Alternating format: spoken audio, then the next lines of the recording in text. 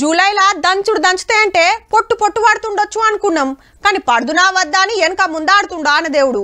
ఆడాడ ఒడ్డాళ్ళు అట్ల వడుడు ఇట్లెల్సుడు. గట్టాన దంచుడే లేదు. ఊర్ల పొంట రైతులంతా ఇత్తనాలు పెట్టి మొగ్గులు దిక్కు చూస్తురు. ఇయ్యాలన్నా ఉరవకపోతుందా అని. మన తాను ఇట్లుంటే అటు ఉత్తర భారతంలో మాత్రం వరదలే వరదలు.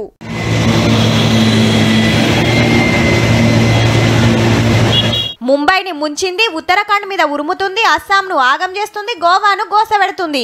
ఉత్తరప్రదేశ్లో ఊకుంటలేదు, హిమాచల్ ప్రదేశ్ను ఇడిచిపెడతలేదు. ఎక్కడదబ్బా దేశం మీది బాజుకు ఆన దంచుడు దంచుతాంది. ముంబైలా రాత్రికెంచి ఇరాం లేకుండా పడుతుండే వరకు రోడ్లు షెర్లై కాలనీలు కాలువలైతే పోరలు ఈతలు కొడుతున్నారు. ఇక స్టేషన్లకు సుత నీళ్ళొచ్చుడుతోని ట్రాకులన్నీ మునిగి కొన్ని రైళ్లు బంద్ పెడితే కొన్ని ఆల్చంగా నడుస్తున్నాయి. ట్రాఫిక్ జాములు చేయబట్కే తాంబేలతోటి పోటీ పడుతున్నాయి బండ్లు.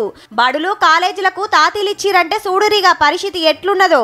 మహారాష్ట్రలో ఓ తాన 49 మంది, ఇంకో ఊర్లో 16 మంది చిక్కబడితే ఇట్లా బోట్లలో తీసుకొచ్చిండ్రు.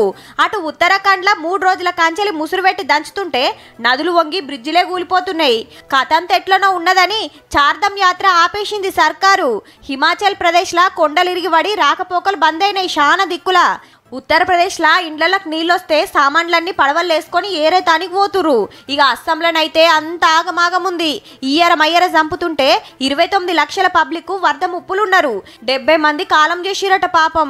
ఇండ్లు మునిగినోళ్ళు ఇట్లా డేరాలు వేసుకొని ఉంటురు. కొందరు బట్టలు బాతలు పట్టుకొని ఏరే ఊర్లకు పోతురు. గటు పడుతున్న ఆనల్లా పావుల మందం మనతాన పడ్డా మంచిగుండు. అద్దన్న కాడనేమో దంచబట్టే, రమ్మన్న కాడనేమో రాదాయే.